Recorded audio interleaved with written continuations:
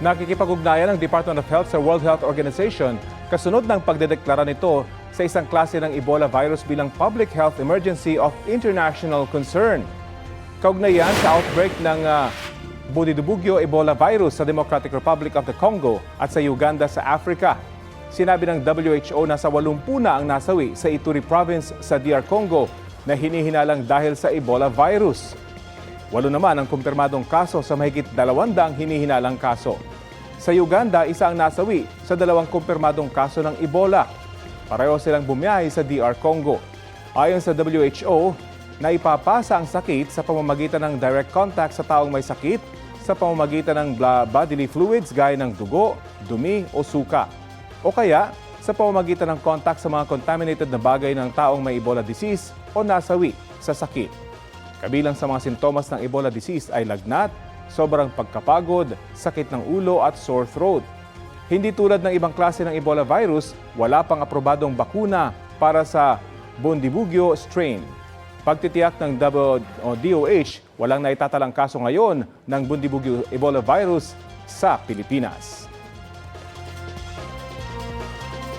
Isang linggo matapos ang pagpalit ng Senate President, muling umuugong ang posibilidad ng panibagong kudeta sa Senado ngayong araw. May ilang grupo ring humihiling kay Senate President Alan Peter Cayetano na bumaba sa pwesto. Wala pang pahayag tungkol dyan si Cayetano. Balitang hatid ni Sandra Aguinaldo. Sabi mismo ni Senate President Alan Peter Cayetano, meron na naman pinaplanong kudeta sa Senado. Medyo busy sila ngayon na trinatry kausapin yung mga miyembro namin na sumali ulit sa kanila. May invitations to talk, may pananakot. Isa sa 13 senador na bumoto para kay Cayetano ay ang lubutang na si Senador Ronald Bato de la Rosa. Sa gitna ng pananatili niya sa Senado dahil sa banta ng pagsisilbi sa kanya ng ICC arrest warrant, nauwi sa gulong humantong sa pamamaril sa Senado noong Miyerkules. Umalis siya sa Senado Huwebes ng madaling araw. Ayon sa sources ng GMA News sa Senado, kabilang niya sa mga isyu laban kay Cayetano sa gitna ng pinag-uusapan anilang pagpapalit ng liderato sa Senado. Lumutang din ang pangangailangan anila ng Senate President na abogado para mamuno sa impeachment trial at isang Senate President na katanggap-tanggap sa mas maraming senador. Sa nangyari ngayon sa Senado, ayon kay dating Senate President Franklin Drilon, mahirap makatiyak na mananatili sa pwesto si Cayetano. Majority is so fragile. It's right now, it's 12-11. So you can imagine that the political situation so far as the leadership of the Senate is concerned is very, very unstable. The change in leadership depends on 13 senators. It can happen anytime. Para kay Drilon, nawala ng kontrol sa sitwasyon noong Miyerkules si Cayetano. That's a responsibility. Whoever is the president of the Senate, it is the sergeant of arms who fire the shots, and Pascal siya under the supervision and control of the Senate president. Hirit naman ang mga dating miyembro ng UP student political groups na sandigan ng mag-aaral para sa sambayanan o sa masa at nagkaisang tugon. Magbitiw bilang Senate President si Cayetano. Batay sa kanilang pahayag, miyembro si Cayetano ng nagkaisang tugon nang magsilbi siyang University Student Councilor. Mahigpit na magkalabang organisasyon noon ang dalawang grupo. Hinihingan pa namin ng reaksyon si Cayetano, bagamat nauna na niyang sinabing tiwala siya sa boto ng kasalukuyang mayorya. I believe in the 13, I believe in our cause. Yun nga ang challenge ko ngayon. Diba? Trabaho or mamulitika. Si Senador Erwin Tulfo na nasa minority bloc, sinabing walang kumakausap sa kanila ng kapatid na si Senador Raffy Tulfo tungkol sa pagpapalit ng Senate President. Pero sana raw, bigyan ng tsansa si Cayetano sa kanyang pwesto. Kung ako talaga tatanungin mo, siguro it's time na bigyan mo na ng pagkakataon na para makita natin kung talagang bagay siya dyan, karapat-dapat siya dyan. Si Senador Kiko Pangilinan na lumalabas ang pangalan sa sinasabing posibleng pumalit kay Cayetano, sinabing hindi siya interesado maging Senate President. Tutulong na lang daw siya at mas importante anya sa kanya ang food security kesa Senate presidency. Sandra Aguinaldo nagbabalita para sa GMA News. Posibleng suspindihin ngayong linggo ang pagre-release ng tubig ng Angat Reservoir para sa irigasyon ayon sa National Water Resources Board. Bunsod yan ang patuloy na pagbaba ng water level ng nasabing dam sa Bulacan. Ayon sa NWRB, nauna nang binawasan ng water allocation para sa irrigation. Mas mababa na kaysa sa minimum operating level na 180 meters ang tubig sa Angat. Sa nakalipas na 24 oras, nasa 177.79 meters ang water level ng dam base sa bagong datos ng Pag-asa.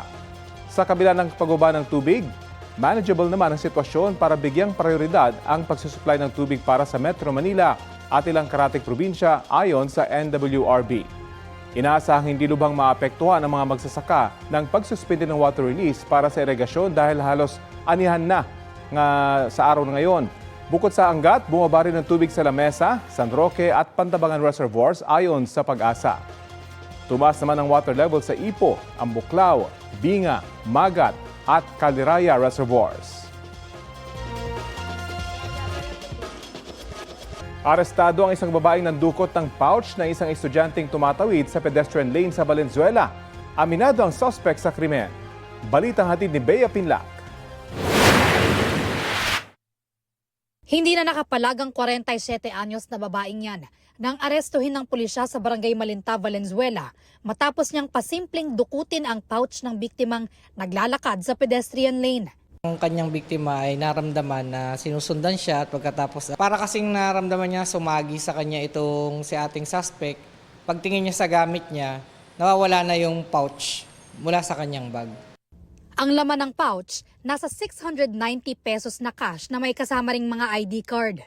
Nakuha rin umano mula sa suspect ang isang sachet ng hinihinalang shabu. Ang suspect, napag-alamang may 5 pang ibang na biktima mula pa noong Desyembre. Sinusundan niya yung kanyang mga biktima, pangkaraniwan ay mga estudyante habang tumatawid sa mga pedestrian lane. Yung mga bag na nasa likod ng mga estudyante, kinukuha niya yung mga personal na gamit kagaya ng cellphone, wallet, pera. Halos 100,000 pesos ang tinatayang halaga ng mga gamit na ninakaw niya umano mula sa iba pa niyang biktima. Aminado ang suspect sa pagnanakaw. Pero aniya, hindi sa kanyang nakumpiskang iligal na droga. Hindi po ako nagsasyabu man, pangkain nga, wala po ako, pansyabu pa. Iniimbestigahan pa kung may kasabot ang suspect sa pagnanakaw. Maharap siya sa reklamong theft at illegal possession of dangerous drugs. Kung maaari, kung maglalakad tayo at tatawid tayo sa mga pedestrian lane, ilagay natin sa ating harapan ang ating bag upang maiwasan natin ang mga katulad na insidente ng ganitong pandurukot. Bea Pinlac, nagbabalita para sa GMA News.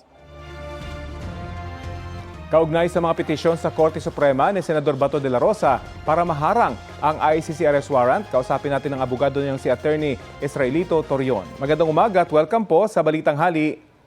Hello. Magandang hapon po. Opo. Magandang tanghali po sa lahat. Assalamualaikum warahmatullahi wabarakatuh. Opo, nakipag-ugnayan na po ba sa inyo si Senador Bato de la Rosa mula nang umalis siya sa Senado nitong Huwebes? As of the present, wala pa po. I only communicate through the members of his family. Pero bago po kayo maghiwalay noon, ano ba yung huling usapan po ninyo? Well, we talk about his last kasi noon pumunta kami mga 1:30 doon sa crime scene.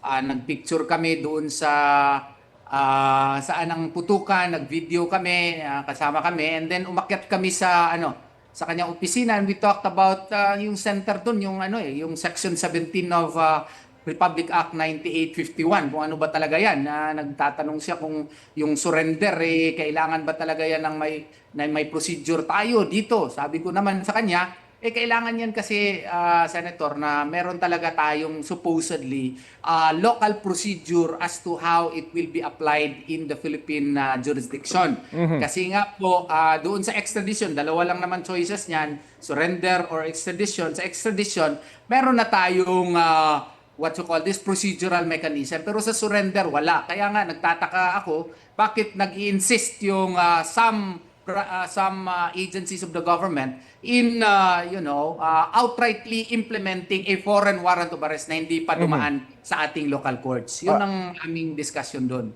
So naintindihan naman po niya yung inyong paliwanag, pero bakit po kaya umalis pa siya? At alam niyo po ba na may balak siyang umalis nung madaling araw na yon? Honestly, hindi namin napag-usapan na meron pala siyang plano na gano'n, no? Nung pagbalik ko nga mga 9:30, 9:28 ng umaga on the same day, akala ko nandun pa siya. Kaya pala nagtanong yung supervisor ng USAA sa akin na kung sino ba daw nagpaakyat sa akin. So, only later, mga nung press ko na si Senator Cayetano, doon ko pa na-confirm talaga na wala na nga siya. Kasi sa opisina, na-stayed doon, wala siya and hindi ko lang sure at that time. Sabi po ng OSG, may tuturing na galawan daw ng isang pugante. Yung mga naging hakbang ni De La Rosa kaya walang karapatan sa anumang judicial relief. Ano pong masasabi niyo riyan? Yun ang opinion nila, but we are in the process now of finalizing. No? Actually, tapos na, pero nire-refine lang namin yung ibang punto, yung aming reply. Yung concept kasi ng fugitive from justice is contained now in Balyacar Transit, no? Hindi po yun mag-apply kay Senator Bato de la Rosa kasi wala namang local warrant of arrest, wala naman siyang kaso dito sa Pilipinas eh.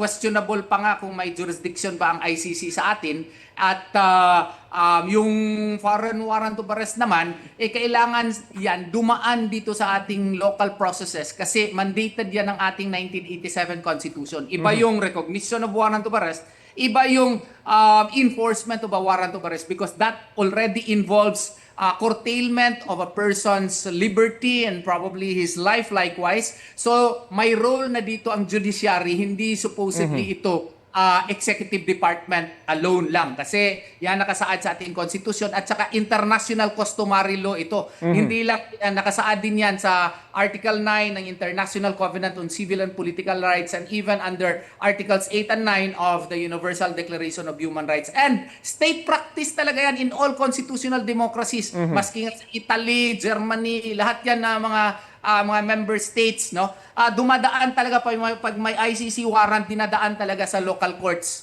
Tayo lang ang pinaka-unique na hindi natin dinadaan yan dito sa ating korte. Ayun na nga po, magkakasalungat talaga yung mga explanation patungkol dito. Sa panayam po sa inyo ng unang balita kanina, ano ang ibig sabihin nyo na hindi nabigyan ng pagkakataon si Senator De La Rosa na depensahan po yung kanyang sarili? Ganito yung ICC kasi follows the inquisitorial method of investigating a crime. Secret po lahat.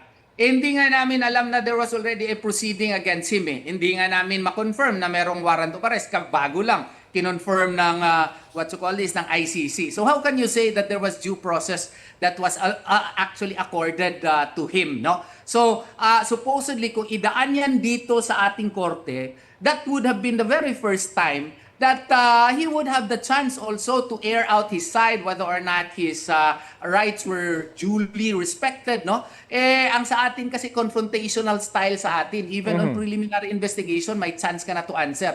Doon sa ICC, wala. Kaya nga sa amin, dapat talaga yan idaan dito kasi maski na you will research into the framing of the crafting of the RA 9851. Ang author pala nito si Senator Gordon. Ang nag-interpolate pa nga niya nung 2009 is Senator Pangilinan. It was emphasized there that RA 9851 was passed to strengthen, to fortify our local criminal laws. And during the deliberation of Senator Biason, it also came out na in cases of such nature, dapat meron tayong independent rules of procedure as to how to effectuate surrender at kailangan niya ng independent na batas. Wala tayong batas as to how to implement surrender.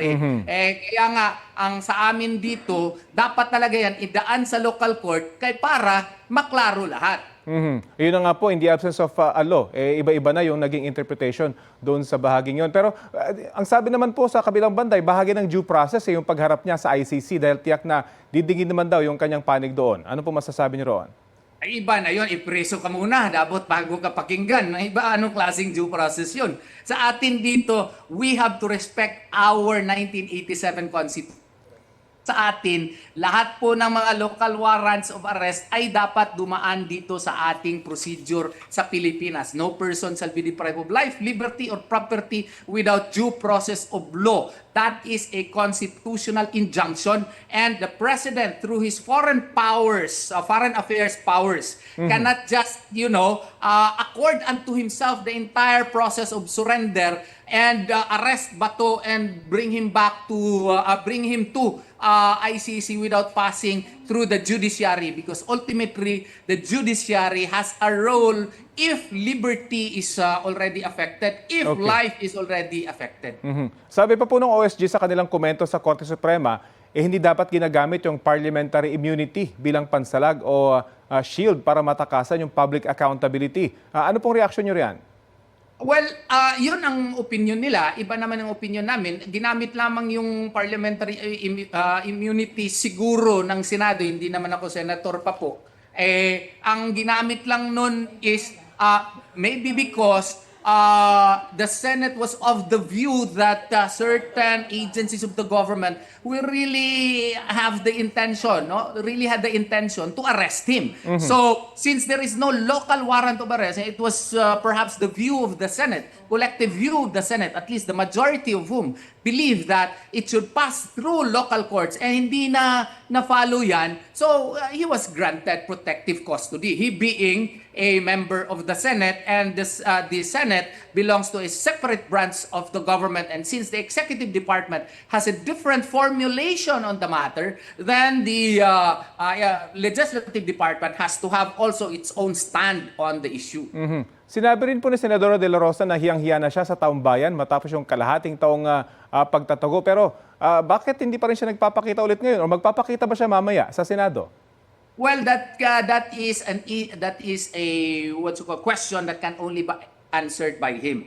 True, nahihiya siya kasi nga po dapat sana yung gobyerno natin may clear-cut policy. Ano ba talaga tayo? Kung surrender, may procedure na ba tayo na gagawin? Paano ito magdaan sa ating korte? Yung proseso ba that under our Bill of Rights will be followed? You know, the Bill of Rights was precisely enshrined in the 1987 Constitution to protect against government excesses. Yun ngayon, nangyayari na nga yan, kailangan nga yan i-follow talaga na isundin yung nakasaad sa ating 1987 Constitution. At this point, ano pong advice nyo sa inyong kliyente?